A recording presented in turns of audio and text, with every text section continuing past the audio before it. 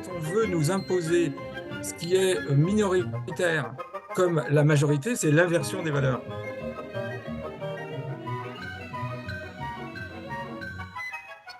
Bienvenue Philippe Bobola dans cette nouvelle chronique proposée par Citizen Light où les invités vont pouvoir donner tour à tour leur point de vue en partant peut-être d'une actualité et en zoomant aussi pour nous donner un petit peu votre vision sur le monde de demain. Alors je rappelle que vous êtes anthropologue, physicien, biologiste. Comment allez-vous déjà? Ben, je vais bien, bonjour Pierre, ça va bien. Quelle est votre vision du monde? Quel est votre point de vue sur le monde d'aujourd'hui et peut-être sur le monde de demain pour garder une note optimiste, on va dire? Oui, ben, il faut toujours rester optimiste. De toute façon, je suis possibiliste, je suis ni optimiste ni négatif, je suis possibiliste, je pense que tout est à l'état potentiel et tout dépend de nous. Donc voilà, il n'y a pas une situation qui est figée, irréversible, comme une fatalité. Bah, ce que je constate, oui, effectivement, le plan du Covid est mis un peu de côté. Maintenant, on revient sur le réchauffement climatique. On voit bien que le réchauffement climatique va ponctuer la vie des Européens, puisqu'on est en Europe et d'autres pays. Alors, évidemment, ce que je vais dire est une potentialité, hein. Ça ne veut pas dire qu'ils vont y arriver, puisque ça devient de plus en plus absurde. Un président qui, le 20 février, donne un entretien à Pif Gadget, une Marlène Schiappa qui se montre en tenue d'Ève dans Playboy en avril, on a l'impression qu'il y a une volonté de désacraliser à la fois la fonction présidentielle et ministérielle, et d'un autre côté, je crois qu'ils sont un peu en panique. Ils ne savent plus quoi faire. Alors évidemment, bah, on a ce que j'appellerais un théâtre politique de l'absurde. J'aime beaucoup le théâtre de l'absurde. Et j'ai toujours pensé que la politique relevait plus de l'absurde que du sérieux. Et je ramène nos auditeurs à relire La cantatrice chauve, Les chaises de Ionesco ou les pièces de Beckett ou Arthur Adamoff, qui ont tout à fait montré le côté absurde. Alors, effectivement, il me semble qu'il y a trois plans qui avancent en même temps, avec parfois une mise en retrait d'un des plans. Bon, il y avait le plan du Covid, mais on voit bien que ça n'a pas fonctionné. De plus en plus, on voit l'arrière du décor, si je veux dire, avec Ursula von der Leyen. On est dans un univers très totémique, surnommé la hyène, qui refuse de montrer ses SMS, et puis on voit bien toutes les magouilles qu'il y a eu derrière. Par contre, le réchauffement climatique devient un plan qui est mis maintenant en avant. Alors, il y a toujours eu une fluctuation au niveau de la température. Une petite anecdote, au tout début de ma carrière, on m'avait demandé, c'était la ville de Cergy-Pontoise, de faire une modélisation sur les problèmes de la ville en termes d'environnement, quoi. Et puis, à l'époque, il y avait un ministre dont je tairai le nom, qui était maire de la ville.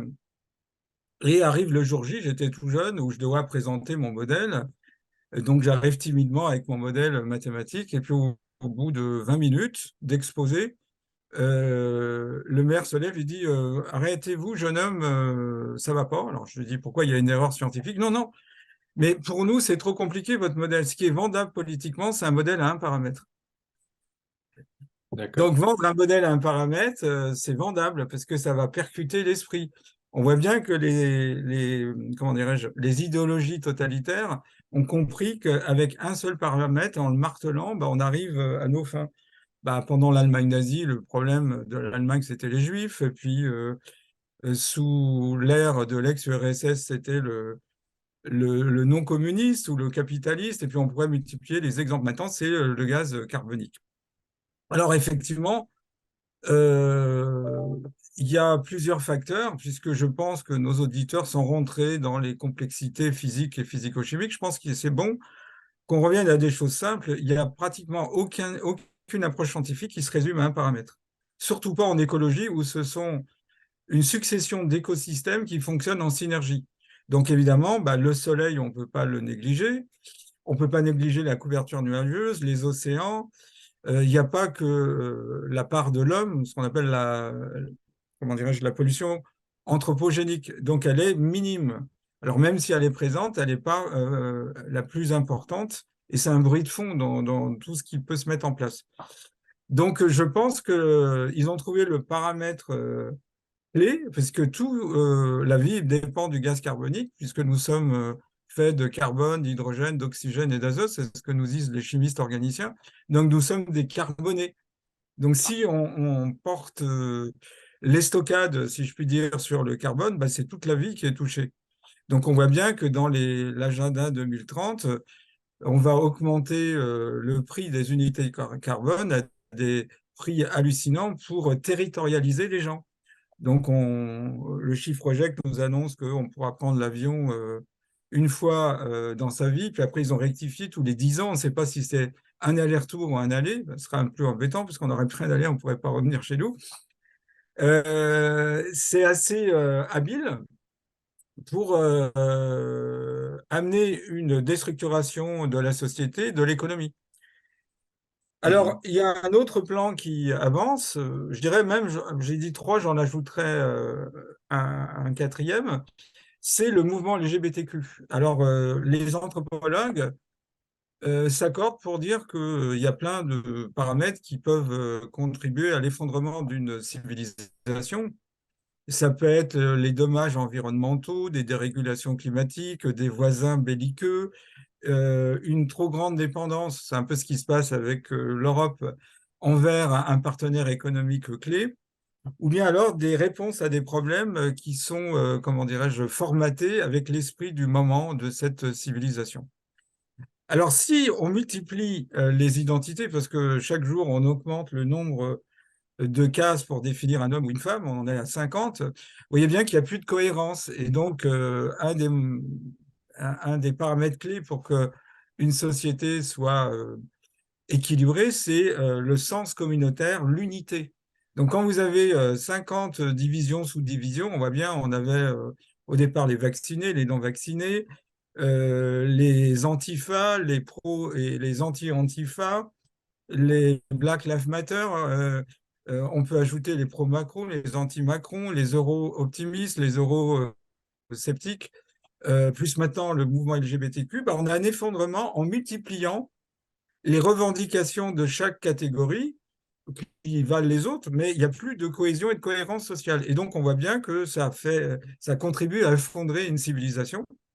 On voit bien d'un point de vue anthropologique, on fait exploser toutes les bases anthropologiques. Si on prend une société dite traditionnelle, indépendamment du fait qu'il y a moins de monde, mais il y aura toujours une polarité masculine et une polarité féminine. Il faut que les choses soient bien campées. Vous voyez, je vais prendre ma casquette de physicien, mais quand vous avez une même grandeur à des valeurs différentes, eh ben, il se passe quelque chose. Quand vous avez une charge plus et une charge moins, ben, il y a un champ électrique qui va du plus vers le moins. Quand vous avez du chaud et du froid, vous avez un transfert thermique qui va du chaud vers le froid. Donc, dans les sociétés, il faut que les polarités soient bien campées. Alors, il y a toujours eu de l'homosexualité, voilà, mais ça n'a jamais été majoritaire. Vous voyez ce que je veux dire? Moi, j'ai une tolérance pour l'homosexualité, c'est pas le problème, mais quand on veut nous imposer ce qui est minoritaire comme la majorité, c'est là où effectivement on a une inversion. Et il ne faut pas oublier, c'est un peu la leçon des philosophes qui ont étudié les sociétés totalitaires, c'est l'inversion des valeurs. C'est ce que disait Hannah Arendt, un des points clés d'une société totalitaire, c'est l'inversion des valeurs. Donc là, on est totalement dans l'inversion des valeurs. Il ne s'agit pas de mettre de côté l'homosexualité, il s'agit de la poser à sa juste valeur et non pas en faire le standard. Et c'est exactement ce qui se fait avec une confusion des genres, parce que ce propos peut être pris comme un propos homophobe, ce qui n'est pas du tout le cas. Mais fondamentalement, la nature, elle est basée sur l'hétérosexualité, elle est basée sur l'homosexualité. Alors on pourra toujours argoter que dans la nature, il y a toujours... Oui, certes, mais ce n'est pas la majorité. Et donc on voit bien qu'on fait complètement exploser les standards. Il n'y a plus de valeurs, il y a des valeurs traditionnelles. Donc ça fait partie aussi du plan pour effondrer la civilisation européenne. Et puis après, il y a la crise économique. Mais on voit bien les conséquences. Si effectivement l'unité carbone atteint des valeurs hallucinantes, bah, c'est toute notre économie qui va en payer les conséquences. Sans parler de l'augmentation du fait de la guerre d'Ukraine, de l'eau, du gaz, de l'électricité. Donc on voit bien que la volonté, c'est de faire imploser la société.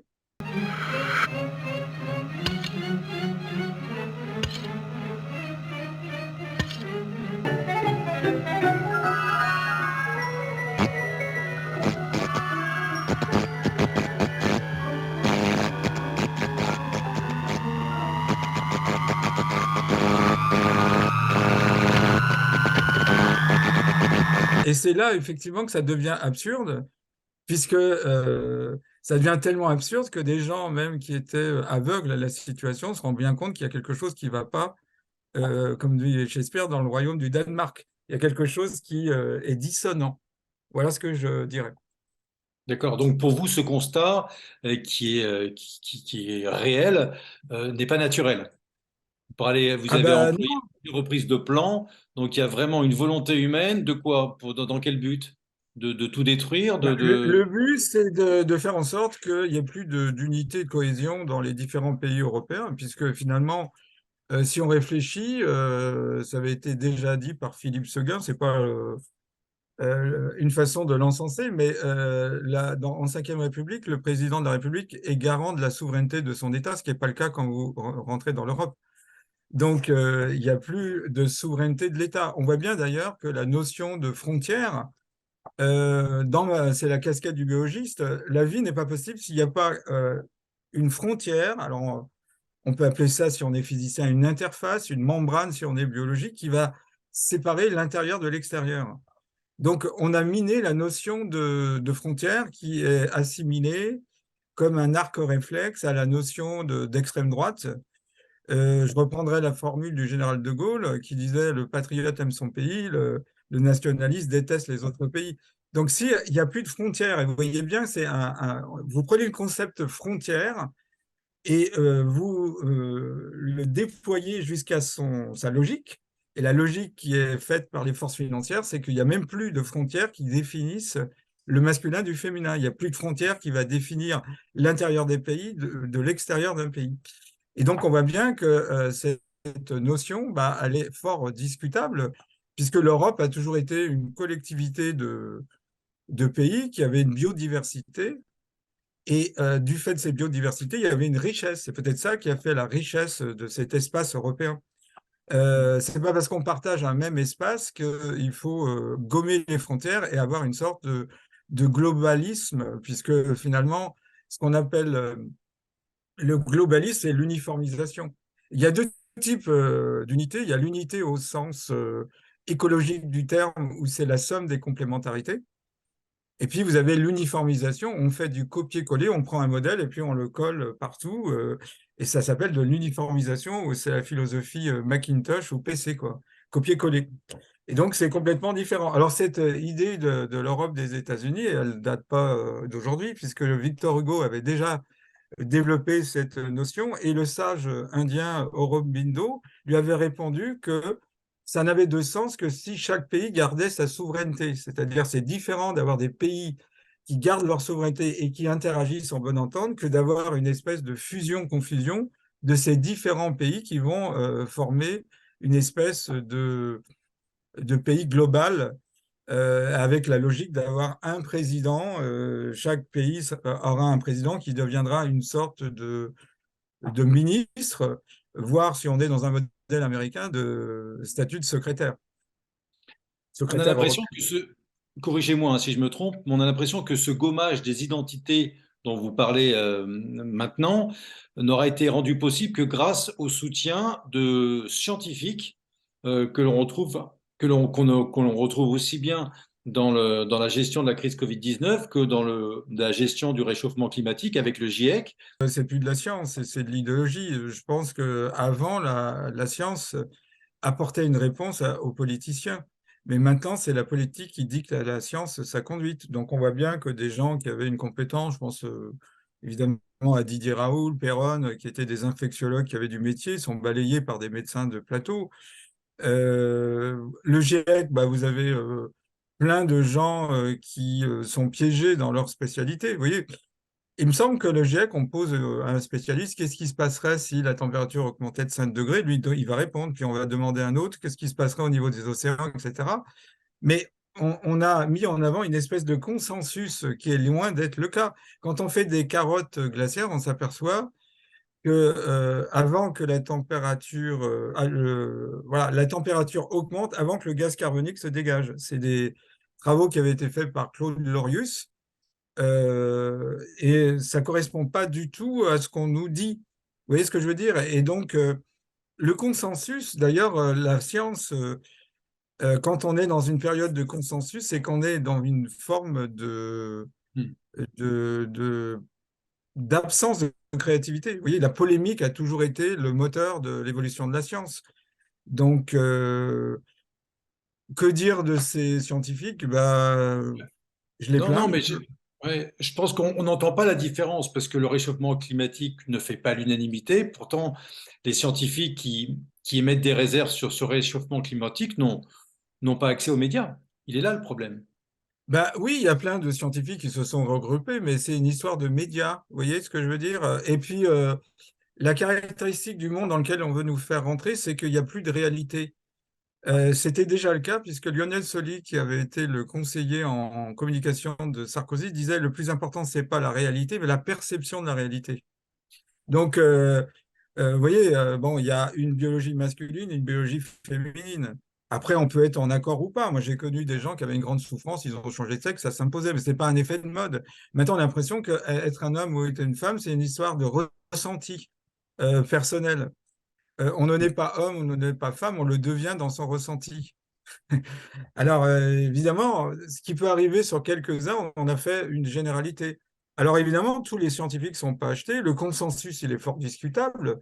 Et puis, vous voyez bien que c'est pas sérieux parce que on ne peut pas ramener le réchauffement climatique à un seul paramètre sans parler, et les gens pourront le constater, des manipulations possibles du climat. Puisqu'on sait très bien qu'il y a une opération qu'on appelle l'opération Popeye pendant la guerre du Vietnam, qui a consisté à envoyer dans l'atmosphère des iodure d'argent. Et ces particules d'iodure d'argent ont créé une pluviométrie qui a embourbé l'ennemi localement dans la boue, quoi. Donc, on a une ingénierie climatique assez évoluée, mais même, vous voyez, arriver à avoir une température précise, il y a une diversité de températures sur la planète.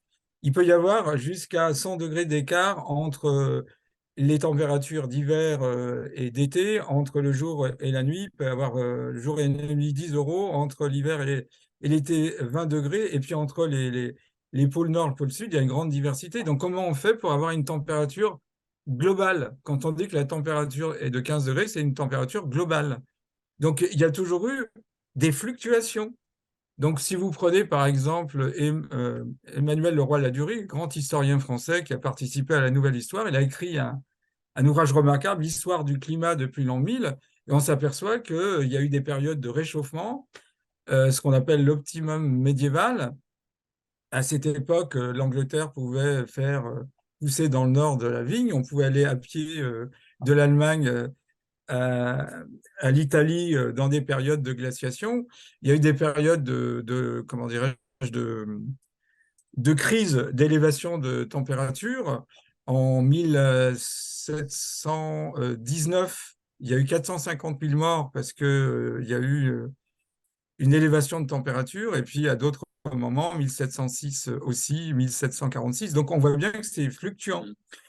Mais d'une façon générale, la vie est fluctuante. Vous voyez ce que je veux dire? Mhm. Les canicules ont toujours eu lieu.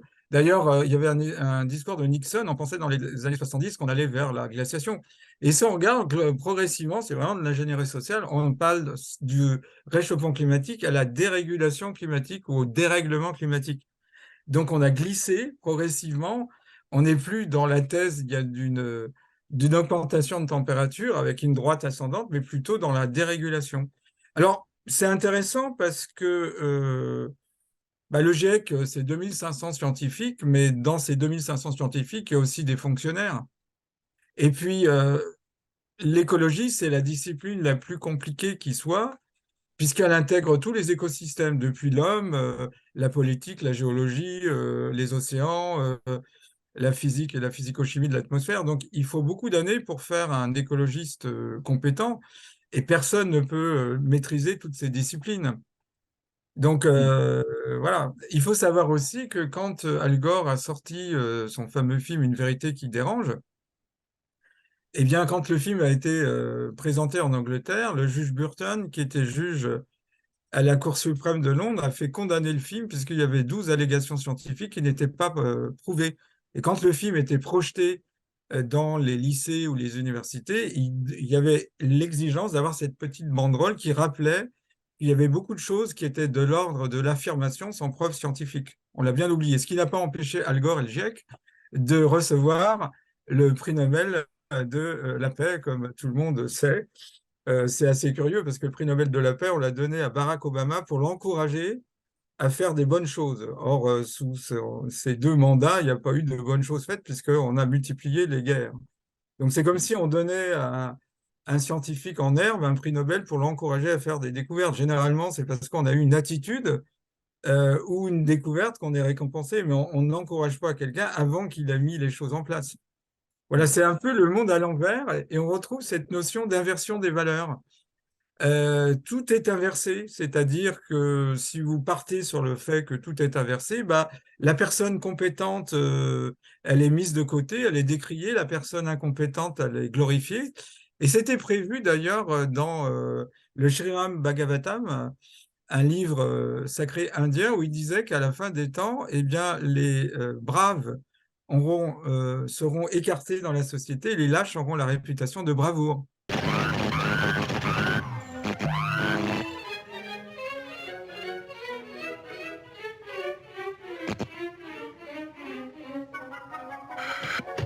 Comme s'il y avait une inversion des valeurs. Donc on retrouve ça.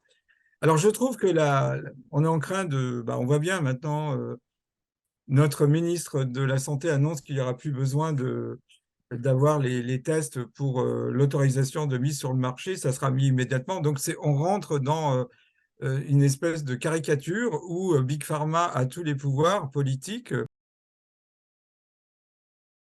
D'ailleurs, on sait très bien que les industries pharmaceutiques financent les campagnes électorales de la gauche à la droite en passant par l'extrême gauche et l'extrême droite. Et ils sont sûrs d'être gagnants, puisque effectivement, comme ils ont payé les campagnes, ben, quand l'élu est en place à l'Élysée, il lui doit un retour sur investissement, si je puis dire. Donc voilà, c'est pas nouveau, on est en corruptocratie et non pas en démocratie. Mais ce qui a sauvé l'ex-URSS, c'est l'humour. Donc j'invite nos auditeurs à avoir de l'humour. Bah, d'une part, l'humour, c'est la détente de l'esprit. Et puis deuxièmement, bah, ça permet d'avoir un recul. Ça ne veut pas dire qu'on est aveugle. Mais plutôt qu'être en colère, qui crée de mauvaises potentialités, bah, utilisons l'arme de l'humour. Et c'est désarmant, hein. Si vous avez un homme politique qui a devant lui 200 ou 2000 ou 3000 personnes qui rigolent, c'est désarçonnant. Vous voyez ce que je veux dire?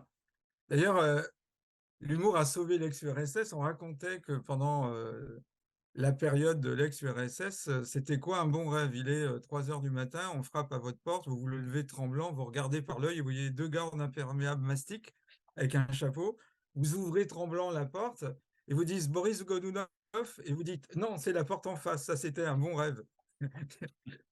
Voilà, et ça a toujours sauvé l'humour, les situations les plus désespérées. Donc, Tristan Werner a eu ce joli mot quand la Gestapo est venue l'arrêter. Il a dit, avant on vivait dans la peur, maintenant on vivra dans l'espoir. Je crois qu'il y a plein de choses qui sont en train de se passer. Bah déjà, le fait que les gens deviennent de plus en plus éveillés. Alors, évidemment, il y aura des gens qui auront du mal à s'éveiller. Mais ça, c'est voilà, c'est comme ça dépend de l'âge, ça dépend du formatage, ça dépend de tout ça. Mais il y a, j'estime à peu près à 30% de complotistes et 40% qui ont besoin de plus de preuves. Mais c'est tellement absurde que cette tranche de 40%, elle est en train d'augmenter et d'être de plus en plus conscient de ce qui se passe. Donc, évidemment, il y a une lutte entre leurs plans qui veulent absolument avancer. On voit bien qu'ils sont dans la turbo politique. Il faut vraiment avancer, avancer, avancer à vitesse grand pas. Puis d'un autre côté, les révélations qui explosent. On a le rapport Durham qui sort, et puis plein d'autres choses qui sont en train d'être révélées. Alors, ça sera difficile de cacher ces informations, puisque effectivement, on voit bien, si je donne Light en est un exemple, les gens désertent de plus en plus les informations officielles. Un peu comme en ex-URSS, on n'écoutait pas la Pravda, on avait compris que c'était la langue de bois, donc il y avait tout un système souterrain qui se mettait en place. Et donc, d'ailleurs, on pourrait dire que c'est la remise en cause totale même des formations classiques, celles que j'ai suivies, puisque par exemple, moi, parmi mon réseau, j'ai des gens qui ont fait des longues études, comme on dit, avec agrégation, qui ont des postes universitaires importants, mais ils n'ont pas cette vision d'ensemble. Et ce que je trouve chez les autodidactes, c'est cette vision d'ensemble. On appelle ça la cyberlittératie. C'est-à-dire des gens qui n'ont pas été formés dans un cadre classique, mais qui se sont formés au gré de leur passion, qui ont cherché sur Internet ou en lisant des livres, et ils ont relié les choses les unes aux autres, puisque la vie ne réside pas dans les choses en elles-mêmes, mais dans les liens qui les unissent. Vous voyez, un corps, qu'est-ce que c'est? C'est des cellules qui interagissent. La physique ne pourrait pas exister s'il n'y avait pas d'interaction entre les atomes et les molécules. Donc, la société, elle existe parce que les individus interagissent les uns avec les autres. Et dans cette interaction, il faut que les disciplines puissent aussi dialoguer les unes avec les autres. Donc, l'autodidacte se permet ce que le spécialiste ne se permet pas. D'ailleurs, la critique, là aussi, elle ne date pas d'hier, puisque Georges Bernard Shaw, le fameux écrivain irlandais, disait « À force de connaître tout sur rien, on finit par connaître rien sur tout ».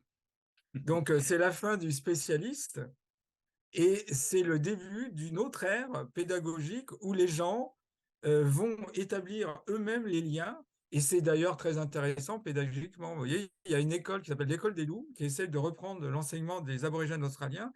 Donc, les enfants, ils ont à la fois une scolarité classique et puis ils ont une scolarité dans les bois. Ils doivent découvrir par eux-mêmes. Le pédagogue, l'encadreur, il n'est pas là pour leur donner la solution, il est là pour leur dire continue, tu es dans la bonne voie. Et donc, c'est vraiment une acquisition entre l'élève et la nature, et non pas une espèce de vision qui est donnée par un enseignant avec un enseignement ex cathedra, comme on disait.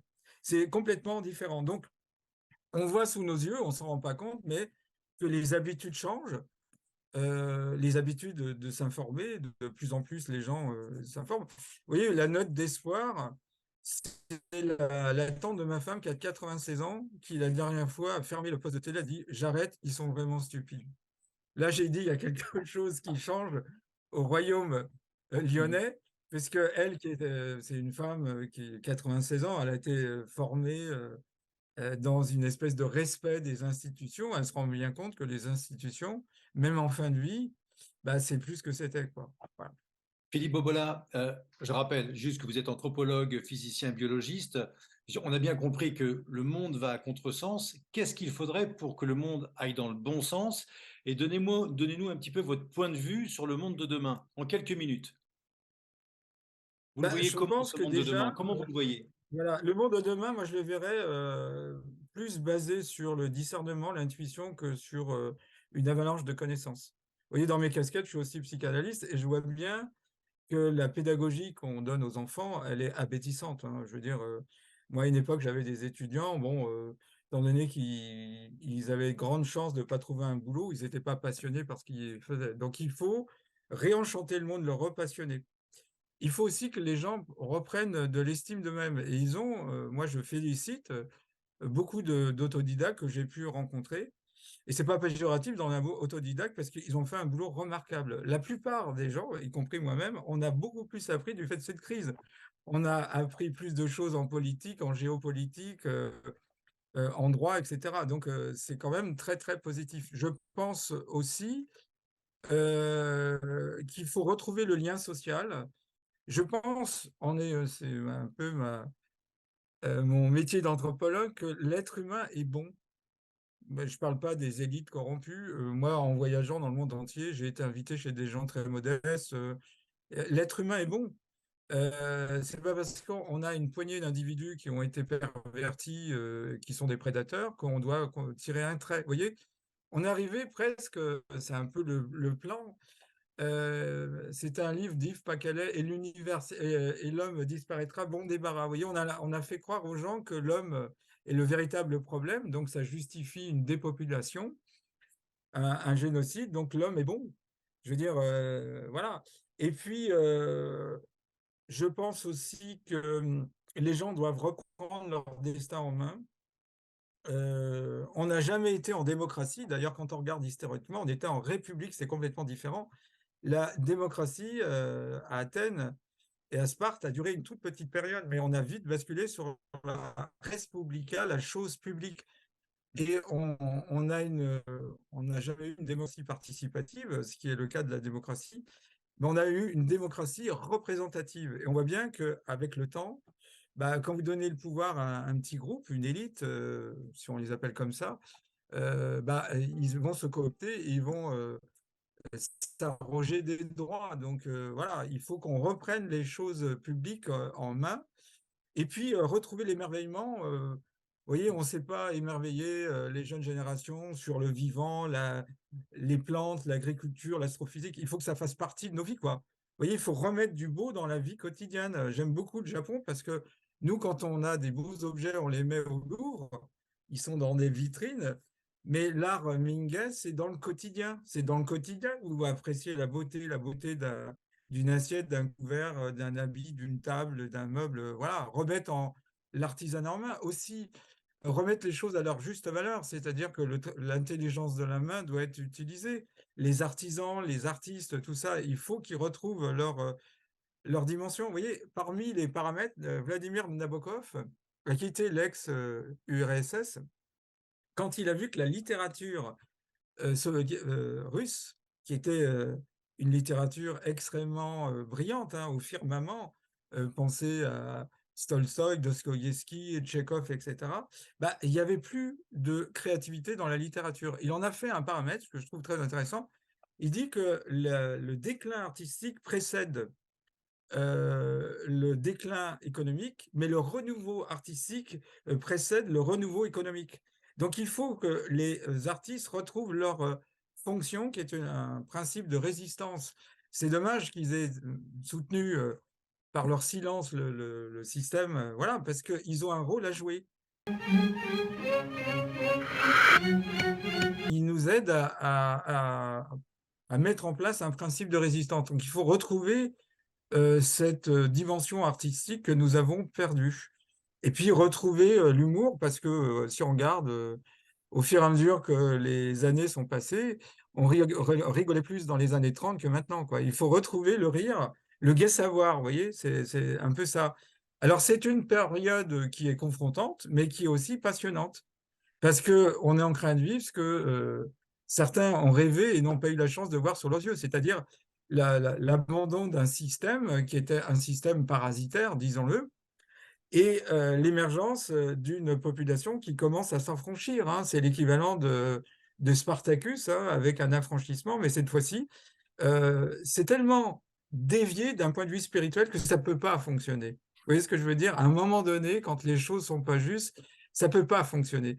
Et ce que je retiens de l'écologie, c'est que quand, à un moment donné, une dérégulation met en péril les autres écosystèmes, il y a un méta-contrôle qui fait que le paramètre qui peut déréguler les autres écosystèmes est éliminé. Vous voyez, voilà. Donc, je reste, comme je vous ai dit au départ, possibiliste. Je suis ni optimiste ni pessimiste. Je suis possibiliste parce que tout est possible, même l'impossible. Merci de votre Voilà. point de vue. Merci de votre point de vue, Philippe Bobola. Deux mots, vraiment deux mots. Qu'est-ce qui vous plaît le plus chez l'homme? En deux mots. Il reste une minute. Ce qui me plaît le plus, bah, c'est sa capacité à avoir de la compassion. C'est sa curiosité aussi, parce que l'homme est curieux. D'ailleurs, dans la Kabbale, on dit que l'homme a une propriété de cohabilité. Vous voyez, il est devenu un enfant. Je pense aussi sa capacité à rêver. Vous voyez, le plus dramatique dans la vision du Forum économique mondial, c'est qu'on a l'impression qu'on rêve pour nous, quoi. On doit se réapproprier son rêve. Henri Michaud disait, on ne rêve plus, on est rêvé. Donc il faut retrouver cette capacité qui est propre à l'homme, à l'imaginaire. Il n'y a aucune société qui a pu se passer d'un imaginaire. Vous pouvez avoir une technologie très rudimentaire comme le Tibet, mais l'imaginaire est très vif. Donc, Mhm. il faut qu'on puisse retrouver l'imaginaire, que les enfants puissent retrouver leur créativité. En fin de compte, on a tout en nous. C'est une histoire, on dirait, de coaching collectif, c'est-à-dire que les gens, on les a mis en dévalorisation, en manque d'estime d'eux-mêmes. Et donc, c'est maintenant qu'ils doivent retrouver leur estime d'eux-mêmes et Mhm. se rendre compte qu'on peut très bien gérer les choses. Vous voyez, par exemple, pendant la période, il y a des tas de villes, les maires étaient absents et ça a très bien marché parce que ça a été basé sur le volontariat, les gens, et ça marchait très bien. Comme à une époque, en Belgique, il y avait des périodes où les politiciens étaient absents et les politiciens ont trop peur qu'on se rende compte qu'ils servent à rien, puisque finalement, ils servent à pas grand-chose, quoi. Si ce n'est à être les VRP des forces financières. Donc voilà, moi je trouve que c'est très positif, confrontant, comme je vous ai dit, mais positif. Un immense merci, Philippe Bobola. Un immense Ben, merci merci à d'avoir vous, inauguré hein, avec nous d'apporter de cette la chronique. lumière Vraiment, Citizen Light, d'autant plus que j'aime beaucoup Citizen Kane. C'est un de mes films préférés d'Orson Welles, donc je suis ravi de participer au renouveau de Citizen Light. en tout cas, merci parce qu'avec vos réflexions, vos points de vue, ça nous a permis de prendre un peu de hauteur et ça fait du bien en ces temps-ci. Un immense merci et à très très bientôt.